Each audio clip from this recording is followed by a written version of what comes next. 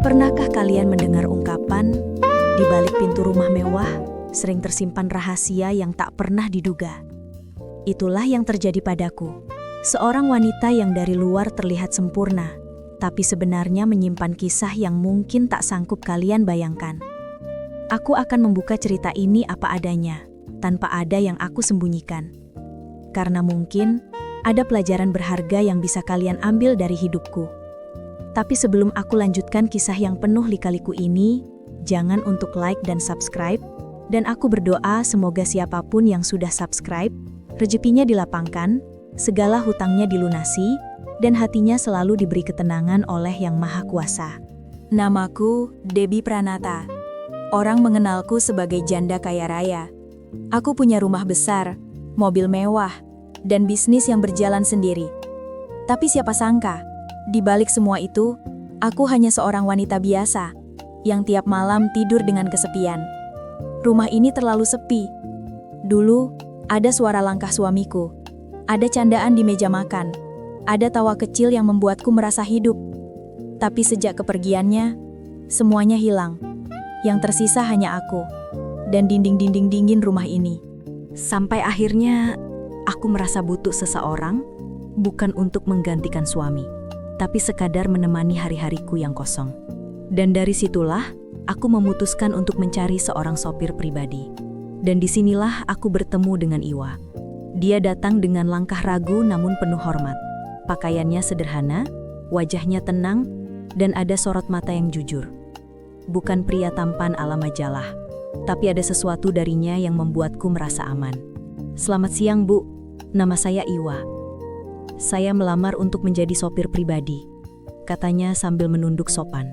Aku hanya mengangguk, berusaha menjaga wibawa. Silakan masuk, kita bicara di dalam. Hari-hari pertama bersama Iwa membuatku sadar dia berbeda dari kebanyakan orang. Dia pekerja keras, tak banyak bicara, dan selalu menjaga sikap. Bahkan saat aku bertanya sesuatu yang personal, dia hanya tersenyum singkat, lalu kembali fokus pada pekerjaannya. Aku masih ingat betul malam itu. Hujan deras mengguyur kota. Jalanan macet, mobil-mobil berderet panjang. Tapi Iwa tetap tenang, mengemudi dengan sabar. "Jangan khawatir, Bu. Kita akan sampai dengan selamat," ucapnya pelan. Entah kenapa, kata-kata itu membuatku merasa dilindungi. Dari situlah semua dimulai. Sebuah pertemuan sederhana antara aku, seorang janda kaya raya yang kesepian, dengan Iwa, pria sederhana yang penuh adab. Aku tak pernah menyangka pertemuan itu akan menyeretku ke dalam sebuah cerita. Cerita yang mungkin akan mengguncang pandangan banyak orang tentangku. Karena inilah awal dari sebuah skandal yang perlahan tapi pasti akan mengubah hidupku selamanya. Hari-hari berlalu sejak kedatangan Iwa di rumahku. Kehadirannya seperti angin segar di tengah kesepianku. Dia tidak banyak bicara, tapi sikapnya yang sopan membuatku merasa dihargai sebagai seorang wanita, bukan hanya sebagai majikan. Setiap pagi saat aku keluar rumah, mobil sudah terparkir rapi di depan. Iwa berdiri di sampingnya, menunduk hormat begitu aku melangkah mendekat. "Pagi, Bu Debbie. Perjalanan kita kemana hari ini?" Suaranya tenang, penuh hormat. Aku selalu menjawab dengan senyum kecil. "Ke butik, lalu mampir ke kantor sebentar." Dia hanya mengangguk singkat, lalu membukakan pintu. Sederhana, tapi setiap perlakuan kecil darinya membuatku merasa diperhatikan. Di dalam mobil, seringkali aku mencuri pandang. Wajahnya tidak pernah lepas dari jalan. Tangannya mantap menggenggam setir. Dan ekspresinya selalu tenang. Tidak ada satupun tanda-tanda ia mencoba melewati batas. Justru disitulah letak keistimewaannya. Semakin ia menjaga jarak, semakin aku merasa ingin mendekat. Malam-malam di rumah juga mulai berbeda. Biasanya aku hanya menatap televisi sambil memeluk bantal. Tapi kini, ada obrolan ringan yang menemaniku. Sesekali, saat dia selesai mencuci mobil di halaman, aku memanggilnya masuk hanya untuk sekedar minum teh. "Iwa, duduklah sebentar. Kau pasti capek bekerja seharian." Dia menggeleng cepat. "Terima kasih, Bu. Saya biasa saja. Tidak usah repot-repot." Tapi akhirnya ia tetap duduk. Meski sikapnya tetap kaku dan menjaga jarak. Saat itulah aku memberanikan diri bertanya. "Kau sudah lama bekerja jadi supir?" tanyaku pelan.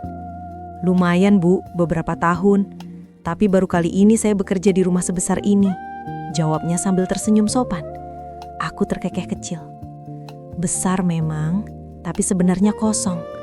Rumah ini sunyi sekali, Iwa. Kadang aku merasa suara hujan lebih setia menemaniku daripada manusia.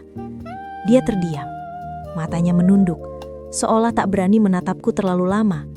Namun aku bisa melihat ada rasa iba di sorot matanya. Hari-hari berikutnya, kedekatan itu makin terasa. Aku mulai berani menceritakan hal-hal yang tak pernah aku bagi dengan orang lain. Tentang betapa hampa rasanya hidup setelah kehilangan suami. Tentang malam-malam panjang yang hanya terisi tangisan yang tak terdengar. Iwa mendengarkan dengan sabar. Dia tidak banyak memberi komentar, hanya sesekali mengangguk. Tapi aku bisa merasakan bahwa dia benar-benar mendengarkan. Dan itulah yang membuatku merasa nyaman. Sampai pada suatu sore, tubuhku terasa begitu pegal. Seharian aku duduk menghadiri rapat, lalu pulang dengan kepala yang berat. Aku mendesah pelan saat masuk ke ruang tamu. "Iwa," panggilku lirih. Dia menghampiri cepat. "Ada apa, Bu? Anda terlihat lelah." Aku tersenyum tipis. Entah kenapa, punggungku terasa begitu pegal. Rasanya ingin dipijat, tapi aku malas memanggil tukang pijat ke rumah. Dia terdiam. Wajahnya jelas menunjukkan kebingungan. "Maaf, Bu, saya tidak bisa. Itu bukan tugas saya." Aku menatapnya lama. Lalu tersenyum dengan nada menggoda. "Hanya sebentar saja, Iwa. Aku percaya padamu. Lagi pula, siapa yang akan tahu?" Dia menunduk, wajahnya tegang. Aku bisa melihat betapa kerasnya dia berusaha menolak. Tapi juga tak enak hati karena permintaan itu keluar langsung dari mulut majikannya. Akhirnya, dengan ragu-ragu, dia mendekat. Tangannya gemetar saat menyentuh pundakku. Sentuhan itu sederhana, tapi bagiku terasa begitu berbeda. Ada kehangatan yang lama tak aku rasakan. "Iwa, kau terlalu kaku. Santai saja. Aku hanya butuh sedikit pijatan," kataku sambil tertawa kecil mencoba mencairkan suasana. Dia menarik napas dalam-dalam, lalu melanjutkan gerakan tangannya dengan lebih mantap. Aku memejamkan mata, membiarkan rasa nyaman itu mengalir ke seluruh tubuh. Untuk pertama kalinya sejak lama, aku merasa tidak sendirian. Namun, di balik itu semua, aku tahu ini bukan hal yang seharusnya aku lakukan. Ada garis tipis yang mulai kugeser perlahan. Aku sadar betul, aku sedang menguji batas. Dan anehnya, semakin Iwa berusaha menjaga jarak, semakin aku ingin menghancurkan jarak itu. Malam itu berakhir begitu saja. Tidak ada yang lebih dari sekadar pijatan. Tapi aku tahu sesuatu telah berubah di antara kami. Ada getaran yang tak bisa diabaikan. Ada rasa yang tak mungkin dipungkiri. Aku, janda kaya raya yang seharusnya bisa memiliki apapun, mulai menemukan sesuatu yang tak pernah bisa kubeli dengan uang. Perhatian tulus dari seorang pria sederhana bernama Iwa. Tapi aku juga sadar, langkah kecil itu bisa menjadi awal dari sebuah badai besar. Dan entah kenapa, dalam hatiku, aku mulai menantikan badai itu datang. Sejak malam itu, suasana antara aku dan Iwa tidak lagi sama. Sebelumnya, semua terasa profesional. Aku majikan, dia sopir. Tapi kini, ada sesuatu yang sulit aku jelaskan. Setiap kali kami berdua berada dalam satu ruangan, aku bisa merasakan ketegangan yang berbeda. Iwa menjadi semakin pendiam. Dia masih melakukan tugasnya dengan baik, masih menjaga sikap. Tapi aku tahu, pikirannya tidak tenang. Kadang, saat aku memanggil namanya, dia terlihat gugup, bahkan tak berani menatapku. "Iwa, kau kenapa? Belakangan ini kau terlihat aneh." Tanyaku suatu pagi ketika dia mengantarku ke kantor. Dia hanya menggeleng cepat. "Tidak, Bu, Saya baik-baik saja. Aku tersenyum miring.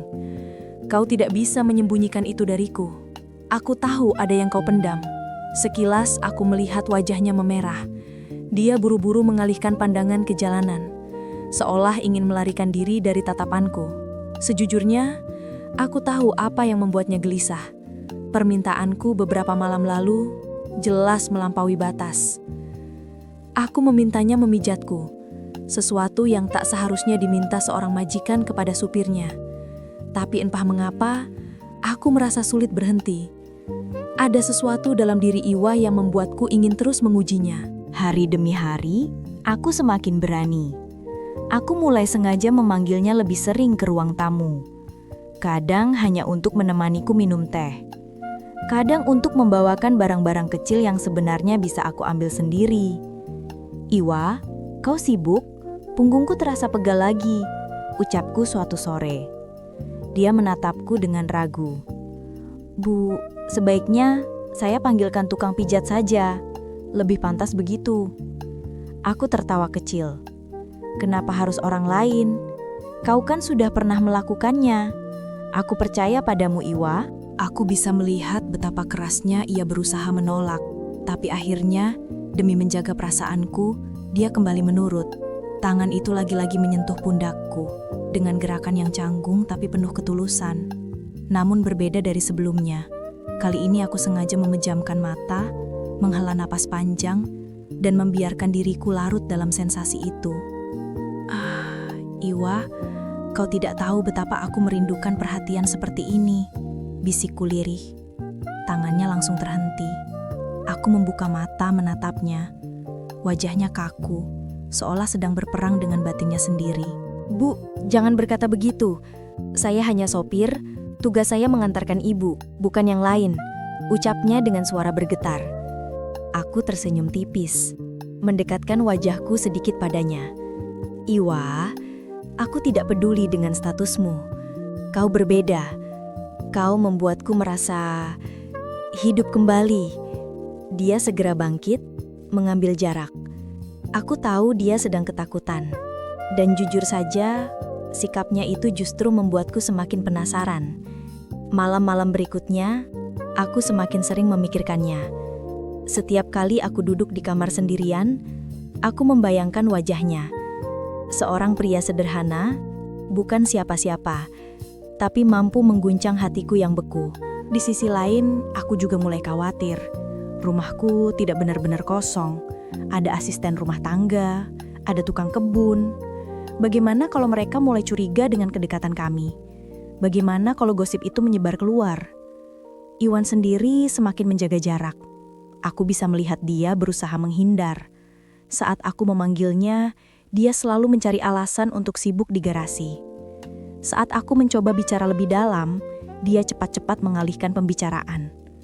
Namun, justru itu yang membuatku semakin gila. Semakin dia menjauh, semakin aku ingin menariknya dekat. Suatu malam, ketika rumah sudah sepi dan para pekerja pulang lebih awal, aku sengaja memanggilnya ke ruang tamu. Iwa, duduklah. Aku ingin bicara. Dia terlihat gelisah. Bu, sudah malam. Saya sebaiknya pulang. Aku menatapnya dalam-dalam. Kenapa kau selalu menghindar dariku? Apa aku membuatmu takut? Dia terdiam lama. Nafasnya berat. Lalu akhirnya ia berkata, bukan takut, Bu. Tapi saya khawatir. Saya hanya sopir. Kalau orang lain salah paham, nama ibu yang akan tercoreng.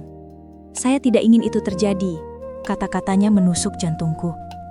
Ada ketulusan yang begitu besar, tapi ada juga tembok tinggi yang seolah menolak keinginanku. Aku tersenyum getir.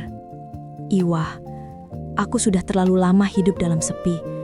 Aku tidak peduli apa kata orang. Yang aku butuhkan hanyalah seseorang yang membuatku merasa manusia, bukan hanya janda kaya yang dipuja karena hartanya. Dia menunduk. Aku bisa melihat tangannya mengepal, berusaha menahan sesuatu. Malam itu berakhir tanpa jawaban.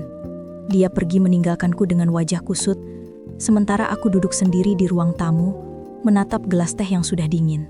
Dalam hati aku tahu, sebuah badai besar sedang menunggu.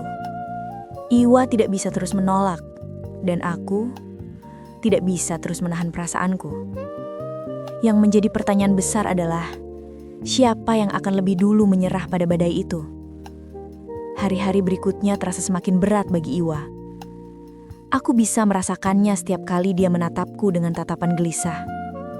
Ada sesuatu yang membebani hatinya, dan aku tahu betul itu karena kedekatan kami yang mulai keluar dari batas. Awalnya semua terasa aman, tidak ada yang tahu, tidak ada yang mencurigai. Tapi rumah besar ini bukan benar-benar kosong. Ada asisten rumah tangga yang bolak-balik membersihkan. Ada tukang kebun yang setiap pagi merapikan halaman. Dan manusia, sekuat apapun berusaha menutupi, selalu saja meninggalkan celah untuk orang lain melihat. Suatu siang, aku mendengar bisik-bisik di dapur. Dua pembantu rumahku sedang bercakap pelan, tidak sadar kalau aku berdiri di balik pintu. Kau sadar nggak? Bu Debi makin sering manggil Pak Iwa masuk humbah, padahal biasanya sopir cuma di garasi. Iya, aku juga heran. Kemarin aku lihat Iwa lama sekali di ruang tamu, entah ngobrol apa sama Bu Debi. Aku terdiam, jantungku berdegup kencang. Jadi, mereka sudah mulai memperhatikan. Hari itu juga, aku langsung menemui Iwa di garasi. Wajahnya basah oleh keringat setelah mencuci mobil. Aku melangkah mendekat, menahan suara agar tetap tenang. Iwa, kita harus hati-hati. Mereka sudah mulai curiga. Dia terkejut, menoleh cepat. Saya sudah bilang, Bu, cepat atau lambat, orang pasti akan memperhatikan.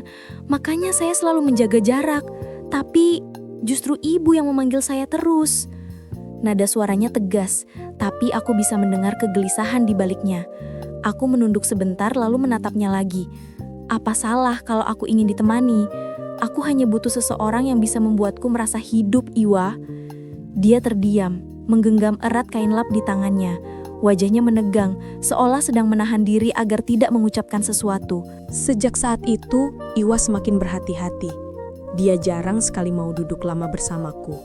Kalau aku memanggil, dia mencari alasan sibuk. Kalau aku mencoba mendekat, dia menjaga jarak dengan berbagai cara. Namun aku justru semakin merasa haus. Bukannya menyerah, aku malah makin berani menunjukkan perasaan. Suatu malam, aku sengaja menyiapkan makan malam hanya untuk kami berdua. Aku meminta asisten rumah pulang lebih awal dengan alasan ingin istirahat. Meja makan besar itu hanya ada aku dan dia. Lilin kecil menyala di tengah.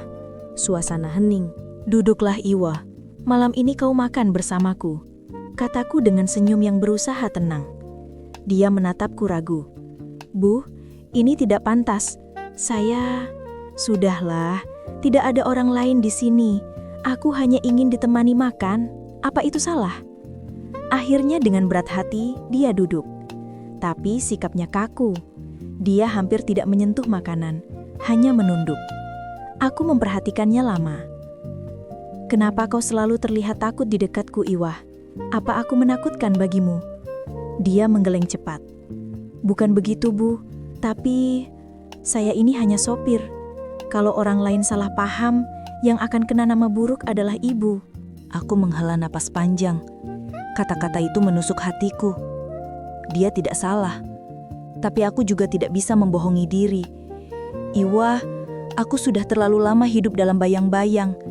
Aku ingin bahagia, meski hanya sebentar. Kau membuatku merasakan itu. Wajahnya semakin tegang. Aku bisa melihat ia menahan diri habis-habisan. Tangannya terkepal, seolah sedang berperang dengan batinnya. Tiba-tiba, suara ketukan keras terdengar dari luar pagar. Kami berdua tersentak. Aku buru-buru berdiri, wajahku memanas. Iwa juga bangkit cepat, seolah baru saja tertangkap melakukan kesalahan. "Siapa itu?" tanyaku panik. Ternyata tetangga dekatku datang hanya untuk mengantar undangan arisan. Tapi momen itu sudah cukup membuat suasana jadi hancur berantakan. Setelah tamu itu pergi, Iwa langsung berpamitan tanpa berani menatapku lagi. Malam itu, aku duduk sendiri di ruang makan. Lilin di meja sudah habis, meninggalkan sisa asap tipis. Di dadaku ada rasa sesak, antara takut dan ingin. Aku sadar, semakin lama, Jarak antara aku dan Iwa makin tipis. Tapi bayang-bayang orang lain, gosip, bisik-bisik, tatapan mencurigakan mulai menghantui. Aku mulai bertanya-tanya, apakah aku benar-benar siap menghadapi badai yang akan datang? Atau justru aku akan menyeret Iwa ke dalam aib yang tidak pernah dia inginkan? Yang jelas, malam itu aku tahu satu hal. Semakin aku menahan, semakin aku ingin. Dan semakin Iwa menghindar, semakin aku bertekad untuk menariknya kembali ke sisiku. Apapun resikonya. Malam itu terasa begitu panjang. Aku duduk di kursi rotan di balkon kamar, memandangi lampu kota yang berkelip dari kejauhan. Segelas anggur merah di tanganku sudah hampir habis, tapi hatiku tetap kosong. Sejak kepergian suamiku, kesepian seringkali datang tanpa permisi, menusuk jantungku diam-diam. Aku menarik napas panjang, lalu memejamkan mata. Namun bukannya tenang, pikiranku justru kembali kepada Iwa. Bayangan wajahnya, sikap hormatnya, dan tatapan matanya yang selalu menunduk seakan menempel di benakku. Aku benci mengakuinya, tapi keberadaannya telah mengisi ruang kosong yang lama tidak terisi. Aku tahu, ada batas yang seharusnya tidak kulanggar. Dia hanya sopir pribadiku, pekerja yang digaji untuk mengantarkanku kemana saja. Tapi semakin aku menahan diri, semakin pula hatiku ingin mendekat. Beberapa hari berikutnya, aku sengaja mencari-cari alasan untuk membuat Iwa berada lebih lama di rumah. Kadang aku meminta tolong untuk sekadar mengangkat barang belanjaan atau menemaniku duduk di taman rumah saat sore menjelang. Ia selalu menolak halus, berkata, "Ibu, saya hanya sopir. Tugas saya hanya mengantar dan menjemput." Namun, aku tak berhenti. Aku tersenyum, pura-pura tak mendengar penolakannya dan tetap memintanya duduk. Dalam hati, aku merasakan benteng yang ia bangun perlahan mulai retak. Sampai suatu sore, hujan turun deras. Aku baru saja pulang dari butik dan pakaian yang kukenakan basah kuyup. Rambutku menempel di pipi, tubuhku menggigil. Aku masuk ke ruang tamu, lalu tanpa sadar bersuara lirih. "Iwa, tolong, aku kedinginan." Ia sempat panik, hendak memanggil pembantu rumah untuk mengambilkan handuk. Namun aku menahan tangannya. Tatapan kami bertemu, dan untuk pertama kalinya, aku melihat keraguan besar di matanya. "Ibu, saya tidak bisa." Suaranya bergetar. Aku tersenyum tipis, menyembunyikan luka di balik wajahku. "Aku hanya butuh seseorang yang peduli, Iwa, tidak lebih." Suasana hening, hanya suara hujan yang jatuh di atap rumah, berpadu dengan dentuman jantungku yang makin cepat. Aku tahu saat itu, garis batas yang selama ini kujaga nyaris hilang. Antara kebutuhan seorang wanita yang kesepian dan pria sederhana yang terjebak dalam pusaran perasaan yang tidak pernah ia duga. Malam itu, aku kembali ke kamar dengan hati yang semakin kacau. Aku berbaring, menatap langit-langit, dan dalam hati bertanya, apakah aku sedang menciptakan kebahagiaan baru? Atau justru menjerumuskan diriku ke dalam jurang yang lebih dalam? Aku tidak tahu jawabannya. Yang ku tahu, sejak malam itu, aku tak lagi bisa memandang Iwa dengan cara yang sama. Sejak malam hujan itu, aku merasa ada sesuatu yang berubah dalam diriku, juga dalam diri Iwa. Ia semakin menjaga jarak. Jika biasanya ia selalu siap menyambutku dengan sopan ketika aku turun dari mobil, kini ia lebih sering menunduk dan berbicara seperlunya saja. Tatapan matanya tak lagi menempel lama seperti dulu. Seakan ia takut matanya akan mengkhianati hatinya. Aku bisa merasakannya. Ia sedang berusaha keras menjaga dirinya, menjaga adab yang selama ini menjadi benteng kehormatannya. Tapi aku... Debbie Pranata, seorang wanita yang telah kehilangan begitu banyak hal dalam hidup, justru merasa semakin sulit menahan diri. Setiap kali aku melihatnya dari kejauhan, tubuh tegapnya, sikapnya yang selalu penuh hormat, ada sesuatu di dalam diriku yang bergetar. Aku ingin dekat, ingin berbicara lebih lama, ingin membuatnya tertawa. Tapi yang kuterima selalu dingin, senyum sopan, kata singkat, dan kemudian ia berbalik pergi. Suatu malam, aku duduk sendirian di ruang keluarga. Televisi menyala, menayangkan sinetron yang entah apa jalan ceritanya. Mataku kosong. Di luar, suara mesin mobil terdengar berhenti. Itu pasti Iwa. Baru saja memarkir mobil setelah mengantarku pulang dari acara. Aku menunggunya masuk, tapi ia tak kunjung datang. Aku keluar, berjalan pelan ke garasi. Dan benar saja, ia masih duduk di dalam mobil, menunduk sambil menatap setir. "Iwa," panggilku pelan. Ia terkejut, buru-buru membuka pintu dan berdiri tegak. "Maaf Bu, saya hanya memastikan mesin mobil ini baik-baik saja." Aku tersenyum miris. Padahal mesin baik-baik saja. Yang rusak itu hati kita, Iwa. Ia menelan ludah. Tatapannya gugup. Tangannya meremas-remas kunci mobil. "Ibu jangan bicara seperti itu. Saya ini hanya supir. Saya tidak mau ada yang salah."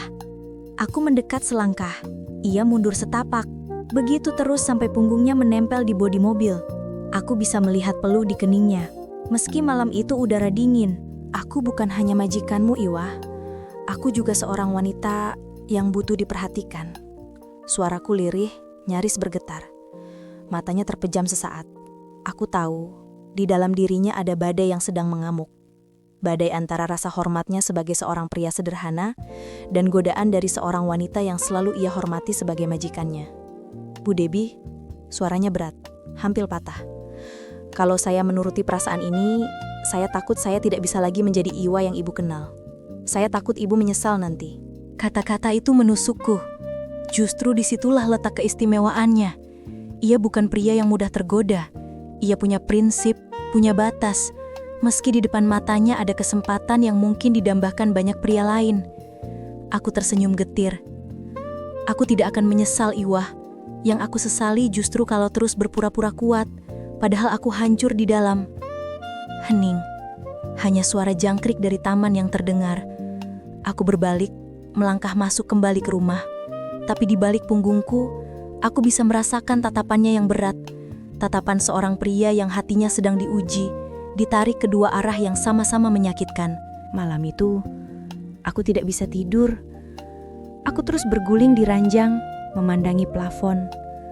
Di kepalaku, wajah Iwa terus muncul, bersama tatapan matanya yang penuh konflik. Di satu sisi, aku merasa bersalah karena terus mendesaknya. Di sisi lain, aku merasa aku berhak atas kebahagiaan. Meski kebahagiaan itu datang dari seorang sopir yang sederhana. Dan aku tahu, semakin aku menahan diri, semakin aku akan merindukannya. Semakin aku menghindar, semakin aku ingin dekat. Aku menutup wajah dengan kedua tanganku. Air mata mengalir, bercampur dengan rasa rindu yang semakin menyesakkan. Mungkin inilah awal dari sebuah skandal. Skandal yang bisa menghancurkan nama baikku, menghancurkan hidup Iwa, tapi juga mungkin justru membawa kami pada takdir yang berbeda. Hari-hari berikutnya berjalan dengan rasa canggung yang makin tebal. Aku dan Iwa berusaha menjaga jarak, tapi entah bagaimana, dunia seolah sengaja mempertemukan kami terus-menerus. Jika aku duduk di taman, tak lama kemudian Iwa datang membawa air minum. Jika aku pulang larut malam, ia selalu menungguku di teras dengan wajah khawatir. Dan setiap kali mata kami bertemu, ada sesuatu yang tak bisa kami sembunyikan. Namun rupanya, kedekatan itu mulai menjadi bahan bisik-bisik di rumah. Aku bisa merasakannya. Pandangan para pembantu rumah tidak lagi sama. Mereka memang tidak berani bicara langsung, tapi lirikan mereka cukup untuk membuat dadaku berdebar. Suatu pagi, ketika aku turun ke ruang makan, aku sempat mendengar dua orang pembantu berbisik di dapur. Kamu lihat gak? Bu Debi sama Pak Iwa makin deket. Suara salah satu terdengar lirih. Iya, aku juga lihat. Malam-malam masih ngobrol di garasi. Jangan-jangan, bisik yang lain lalu disusul tawa kecil. Aku berhenti di ambang pintu. Jantungku seolah berhenti berdetak. Rasanya seperti ditampar. Aku segera melangkah masuk, pura-pura tidak mendengar apapun. Kedua pembantu itu terdiam. Wajah mereka pucat. Aku duduk, mencoba menenangkan diri. Tapi kata-kata mereka terus bergema di kepalaku. Gosip itu bisa jadi menyebar keluar kapan saja. Dan jika itu sampai ke telinga orang luar, reputasiku akan hancur. Hari itu aku memilih diam. Namun, di malam harinya, aku memanggil Iwa ke ruang kerja. "Iwa," kataku pelan, "kau tahu apa yang orang-orang di rumah ini mulai pikirkan tentang kita?" Ia tampak kaget. "Apa maksud ibu?" Aku menatap matanya dalam-dalam. Mereka mulai berbisik. Mereka melihat kita terlalu sering bersama. Mereka mulai menuduh sesuatu yang mungkin saja benar. Iwa menghela napas panjang, wajahnya muram. "Inilah yang saya takutkan, Bu. Dari awal saya sudah bilang, kalau kita terlalu dekat, akan ada yang salah paham." Aku menggenggam tanganku sendiri di atas meja, menahan perasaan yang bercampur aduk. "Tapi aku juga manusia, Iwa. Aku tidak bisa berpura-pura tidak membutuhkanmu. Aku lelah jadi perempuan yang terlihat kuat, padahal di dalam aku rapuh." Ia menunduk lama, suaranya bergetar ketika menjawab. "Kalau semua orang sudah mulai curiga, saya harus menjaga jarak, Bu. Demi kebaikan ibu, dan saya juga." Kata-kata itu seperti pisau, menyayat perlahan tapi dalam. Aku tahu dia benar, tapi bayangan kehilangan sosoknya membuat nafasku sesak.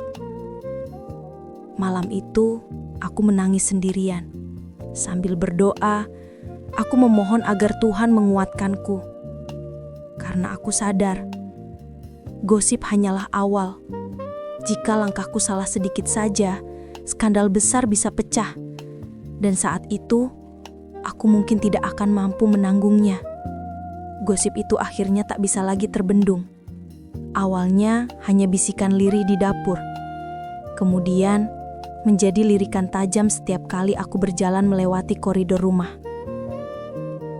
Dan kini, bisikan itu telah melewati dinding rumahku, menyebar ke telinga tetangga, bahkan sampai ke sahabat-sahabatku. Suatu siang, ketika aku menghadiri acara arisan di rumah seorang kenalan, aku bisa merasakan atmosfer yang berbeda. Mereka masih tersenyum, masih menyambutku hangat, tapi tatapan mata mereka lain. Ada rasa ingin tahu yang disembunyikan di balik sapaan ramah. Ada bisikan-bisikan yang cepat terhenti setiap kali aku menoleh. "Debbie, kamu makin awet muda aja sekarang," kata seorang sahabatku, dengan senyum penuh arti. Aku tersenyum hambar. "Ah, biasa aja. Mungkin karena sering istirahat di rumah." Ia hanya mengangguk, lalu menambahkan dengan nada menggoda. "Atau karena ada yang bikin kamu betah di rumah." Aku tercekat. Mereka tertawa kecil, seolah itu hanya candaan ringan. Tapi di balik tawa itu, aku tahu ada tuduhan yang mereka sembunyikan. Sepulang dari acara itu, aku langsung masuk kamar, menutup pintu rapat-rapat. Rasanya seluruh tubuhku gemetar. Aku merasa terjebak di antara dua pilihan, bertahan dengan perasaan yang kian dalam pada Iwa, atau melepaskannya demi menjaga nama baikku. Malam itu, aku memanggil Iwa lagi. Ia berdiri tegak di hadapanku, wajahnya serius. "Iwa," kataku dengan suara bergetar, "gosip itu sudah keluar. Sahabat-sahabatku mulai menuduh yang tidak-tidak." Ia terdiam lama, lalu menghela napas berat. "Inilah yang saya khawatirkan, Bu. Saya harus pergi. Saya tidak boleh tinggal di sini lagi." Aku menatapnya dengan mata membelalak. "Pergi? Tidak, Iwa. Jangan tinggalkan aku." Suaraku pecah, seperti anak kecil yang takut kehilangan satu-satunya pegangan. "Ibu harus mengerti," jawabnya lirih. "Kalau saya tetap di sini, nama baik ibu akan hancur. Orang-orang tidak akan pernah berhenti bicara. Saya sopir, Bu. Saya bukan siapa-siapa. Mereka akan selalu menganggap ibu terlalu rendah kalau sampai bersama saya." Air mataku jatuh tanpa bisa aku tahan. "Aku tidak peduli apa kata mereka. Yang aku tahu, kau satu-satunya orang yang membuatku merasa hidup lagi."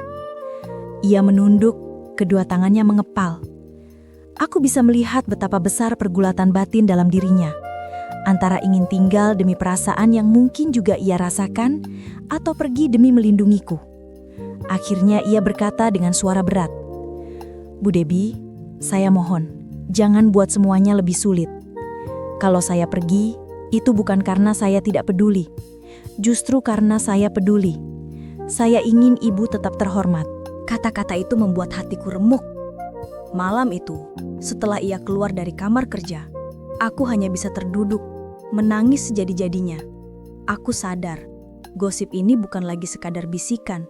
Ini sudah menjadi badai yang siap menghancurkan segalanya. Dan aku hanya bisa bertanya pada diriku sendiri. Apakah aku akan berjuang melawan badai itu demi cinta yang terlarang? Atau membiarkan diriku hancur karena kehilangan? Pagi itu terasa berbeda. Udara di rumah begitu sepi. Bahkan suara burung di halaman pun terdengar asing. Aku turun ke ruang tamu. Dan di sana kulihat sebuah koper hitam besar sudah tersusun rapi di dekat pintu. Aku terdiam. Hatiku langsung mencelos. Tak lama, Iwa muncul dari arah garasi. Wajahnya pucat, matanya menunduk, dan langkahnya pelan tapi pasti. Saat melihatku, ia berhenti, lalu menarik napas panjang. Bu Debi, suaranya lirih, nyaris bergetar. Saya pamit. Mulai hari ini, saya tidak lagi bekerja di sini. Seakan ada palu besar yang menghantam kepalaku. Aku nyaris tak bisa berdiri. Apa? Kamu benar-benar mau pergi? Ia mengangguk, meski jelas sekali hatinya pun bergejolak. Ini keputusan yang paling baik, untuk ibu dan juga untuk saya. Aku berlari mendekat, menahan lengannya. Jangan Iwa, tolong jangan tinggalkan aku. Kau tidak tahu betapa sepinya aku tanpa dirimu. Aku sudah kehilangan suamiku, aku tidak sanggup kehilangan lagi. Mataku basah, air mata jatuh tanpa bisa kuhentikan. Tanganku bergetar saat menggenggam tangannya erat-erat. Tapi ia justru melepaskan genggamanku perlahan. Bu, justru karena saya peduli, saya harus pergi. Gosip itu semakin liar. Orang-orang sudah membicarakan kita di luar sana. Kalau saya tetap di sini, nama baik ibu akan semakin hancur. Aku menggeleng keras. Aku tidak peduli. Aku tidak butuh mereka. Yang aku butuh hanya kamu, Iwa. Ia menatapku lama. Ada air bening yang menggantung di sudut matanya. Namun akhirnya, ia tersenyum pahit. Ibu pantas bahagia, tapi bukan dengan saya. Saya hanya sopir. Saya bukan pria yang pantas mendampingi ibu. Kalimat itu menusuk jantungku lebih dalam daripada 1000 pisau. Rasanya nafasku terhenti. Aku terduduk di lantai, menangis sejadi-jadinya. Sementara ia, dengan langkah berat, menyeret kopernya keluar pintu. Suara roda koper itu di lantai marmer seperti dentuman yang menghantam dadaku berkali-kali. Sebelum benar-benar pergi, ia menoleh sekali. Tatapannya penuh luka, penuh cinta yang tak pernah terucapkan. Maafkan saya, Bu. Semoga ibu selalu bahagia. Lalu pintu menutup. Suara mobilnya menjauh. Dan aku sendirian. Rumah besar ini kini terasa seperti penjara kosong. Setiap sudutnya mengingatkanku pada dirinya. Taman, garasi, ruang tamu, bahkan kursi di teras, semua menyimpan bayangan Iwa. Aku meremas dadaku sendiri. Tangisku tak kunjung berhenti. Dunia yang sudah rapuh, kini benar-benar runtuh. Dan dalam hati kecilku, aku tahu, meski ia pergi demi melindungiku, aku justru kehilangan satu-satunya alasan untuk tetap bertahan. Hari-hari setelah kepergian Iwa adalah mimpi buruk bagiku. Rumah yang dulu ramai dengan canda tawa para pembantu, kini terasa semakin dingin. Bahkan langkah kakiku di lantai marmer terdengar bergema, seolah mengingatkanku betapa kosongnya hidup ini. Namun kesepian bukan satu-satunya yang menghantui. Gosip tentang aku dan Iwa kini semakin menggema keluar rumah. Sahabat-sahabatku yang dulu sering memuji dan menyanjung, kini mulai menjaga jarak. Beberapa bahkan terang-terangan menghindar. Suatu sore, aku memberanikan diri datang ke acara pertemuan komunitas sosial yang biasa kuikuti. Begitu aku masuk, suasana mendadak hening. Semua mata menatapku. Ada yang berbisik, ada yang tersenyum sinis. Kasian ya, sudah janda tapi masih haus perhatian sopir. Bisikan itu terdengar jelas di telingaku. Wajahku panas, dadaku sesak. Aku pura-pura tegar, duduk di kursi dan menyalami beberapa orang yang tersisa. Tapi hatiku hancur. Sepulangnya, aku mengurung diri di kamar. Kutatap wajahku di cermin. Wanita yang kulihat di sana bukan lagi Debbie Pranata yang anggun dan terhormat. Yang kulihat hanyalah seorang perempuan rapuh yang terjebak dalam gosip dan cinta terlarang. Aku menutup wajah dengan kedua tanganku. Air mata jatuh tanpa henti. Aku mulai bertanya pada diriku sendiri, apa arti semua ini? Mengapa aku harus kehilangan segalanya hanya karena ingin sedikit kebahagiaan? Malam itu, aku berdoa lama sekali, memohon pada Tuhan agar diberi kekuatan, agar diberi jalan keluar. Tapi semakin aku berdoa, bayangan Iwa justru makin jelas. Tatapan matanya, senyumnya yang sederhana, kata-kata hormatnya, semua menusukku lagi. Aku sadar, aku tidak hanya kehilangan pekerja, aku kehilangan bagian dari hatiku. Waktu berjalan, tapi lukanya tak kunjung sembuh. Aku mencoba mengalihkan diri dengan berbagai aktivitas, tapi kesunyian tetap menghantui. Setiap kali melewati garasi, aku teringat bagaimana Iwa selalu menunduk sopan setiap kali membuka pintu mobil untukku. Suatu hari, aku mendengar kabar dari seorang kenalan bahwa Iwa kini bekerja di luar kota, sebagai sopir pribadi seorang pengusaha tua. Kabarnya, ia hidup sederhana tapi tenang. Mendengar itu, dadaku kembali sesak. Aku ingin sekali menemuinya, sekedar mengucapkan terima kasih, atau mengatakan bahwa aku masih merindukannya. Tapi aku tahu, itu hanya akan membuka luka lama. Maka, aku memilih diam. Aku mulai belajar menerima kenyataan. Mungkin aku memang tidak ditakdirkan bersamanya. Mungkin Tuhan hanya ingin menunjukkan padaku bahwa cinta sejati tidak selalu berarti memiliki. Bahwa ada cinta yang hadir hanya untuk mengajarkan arti kesetiaan dan pengorbanan. Di sebuah malam sunyi, aku berdiri di balkon rumah, menatap bintang-bintang. Angin malam menyapu wajahku. Aku menutup mata dan dalam hati berbisik lirih. Iwa, terima kasih sudah pernah hadir dalam hidupku. Meski hanya sebentar, kau telah mengajarkan aku apa arti ketulusan. Air mata mengalir lagi, tapi kali ini bukan air mata penyesalan, melainkan air mata kelegaan. Aku tahu, meski kami berpisah, kenangan itu akan selalu hidup dalam hatiku. Dan malam itu, aku berjanji pada diriku sendiri. Aku akan terus melangkah. Bukan sebagai wanita yang kalah oleh gosip, tapi sebagai Debbie Pranata yang pernah mencintai dengan sepenuh hati. Meski cintanya tak pernah benar-benar dimiliki.